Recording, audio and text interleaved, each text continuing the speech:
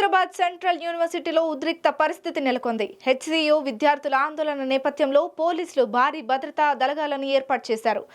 Varsity భూములు చదును చేయడాన్ని ఆపాలంటూ విద్యార్థులు ఆందోళన చేస్తున్నారు. దీంతో యూనివర్సిటీ మెయిన్ గేట్ వద్ద లోపల భారీగా పోలీసులను మోహరించారు. బయట వారిని వర్సిటీలోకి అనుమతించడం లేదు.